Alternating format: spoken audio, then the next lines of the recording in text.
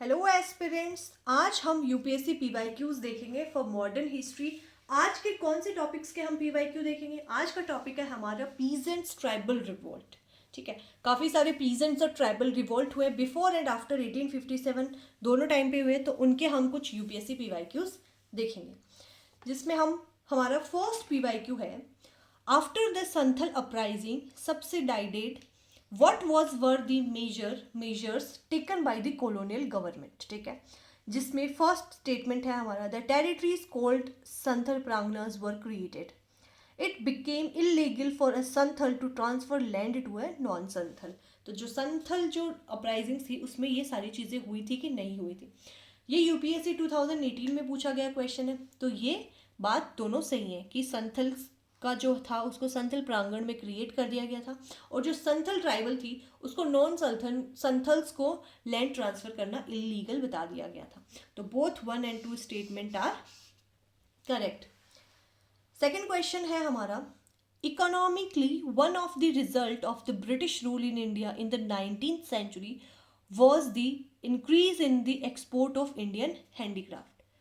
नहीं, sorry, economically one of the result of the British rule in India in the 19th century was the, कौन सा था? ठीक है, ये चार रीजन दिए गए, जिसमें फर्स्ट था increase in the export of Indian handicrafts. नहीं, ऐसा तो कभी हुआ ही नहीं है। 19th century आ गई, ब्रिटिशर्स इतना मौका देंगे क्या कि इंडियन हैंडीक्राफ्ट्स की एक्सपोर्ट इंक्रीज हो जाए? ब्रिटिश गुड की इंक्रीज हो गई थी, जबकि इंडियन हैंडीक्राफ्ट तो एकदम से खत्म हो गए थे, डिस्ट्रॉय हो गए थे।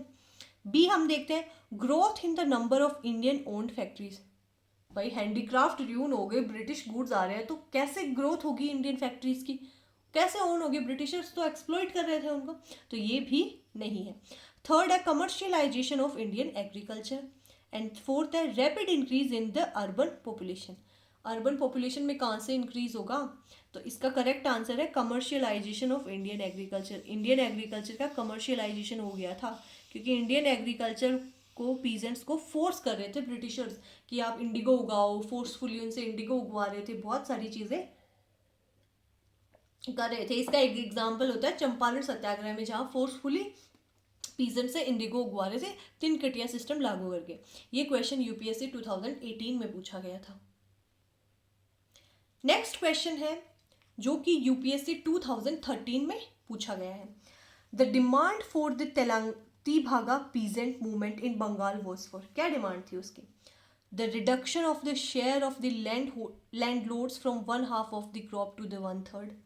Second, the grant of ownership of land to the peasant as they were the actual cultivators of the land. ऐसा तो ब्रिटिश गवर्नमेंट करेगी नहीं ना कि peasants को लैंड ओनरशिप दे दे। The uprooting of zamindari system and the end of the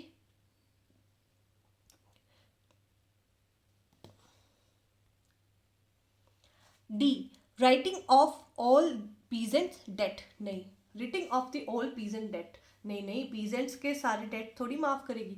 तो इसका जो करेक्ट आंसर होगा वो होगा the reduction of the share of the landlords from one half of the crop to the one third. भाई कि जो लैंड पीजेंट जमीन पे काम कर रहे हैं तो उनका शेयर होता था वन हाफ से वन थर्ड कर दिया था तिभागा पीजेंट मूवमेंट के बाद में। तो first is the correct answer. Next जो क्वेश्चन है वो है 2011 में पूछा गया। Which amongst the following provided a common factor for tribal insurrection in the India in the 19th century। भाई क्या कॉमन फैक्टर था जो 19th century में ट्राइबल को मूवमेंट करने पर मजबूर करता है? फर्स्ट हमारा जो है इसका ऑप्शन वो है introduction of a new system of land revenue and taxation of tribal products. क्या ये था? 19th century की बात कर रहे हैं हम। सेकेंड था influence of foreign religious missionaries in tribal areas.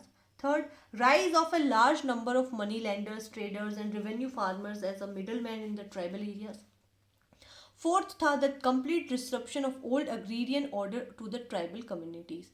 तो इसका करेक्ट आंसर होगा कि भाई कंप्लीट डिस्ट्रप्शन हो गया था ट्राइबल कम्युनिटीज का और उनकी एग्रीकल्चर का। तो ये है इसका करेक्ट आंसर। नेक्स्ट क्वेश्चन है जो कि यूपीएससी 2020 में पूछा गया था। Indigo cultivation in India declined by the beginning of the 20th century because of. भाई इंडिगो की कल्टीवेशन कैसे डिक्लाइन हो गई 20th century आते आते? क्या रीजन था?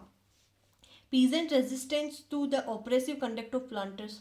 भाई पीजेंट के रेजिस्टेंस से थोड़ी ना कुछ काम होने वाला था। It's unprofitability in the world market because of new invention. तो इसका ये करेक्ट आंसर है। क्यों? क्योंकि इनका इंडिगो का जो ट्रेड था वो अनप्रॉफिटेबल हो गया था, क्योंकि उस वक्त तक जर्मन सिंथेटिक डाई इन्वेंट हो चुकी थी। तो ये इसका रियल रीजन था, ना कि कोई और रीजन। ठीक है, और भी पढ़ लेते हैं हम। National leaders oppositions to the cultivation of indigo. बिल्कुल नहीं, इतनी आसानी से ब्रिटिशर्स अपना प्रॉफिट थोड़ी छोड़ने वाले थे। D, government control over the planters. नहीं, ये भी बिल्कुल नहीं था। नेक्स्ट क्वेश्चन हम देखते हैं। With reference to the history of India, Ulgulan Ulgulan और the great tumult is the description of which of the following events. ये यूपीएससी 2020 में पूछा गया क्वेश्चन है। ये एक करंट इवेंट से रिलेटेड क्वेश्चन था। Revolt of 1857, the Mappila rebellion of 1921, the indigo revolt of 1859 to 60 and Birsa Munda revolt of 1899 to 900। तो इसका करेक्ट आंसर है Birsa Munda revolt of 1899 to 1900।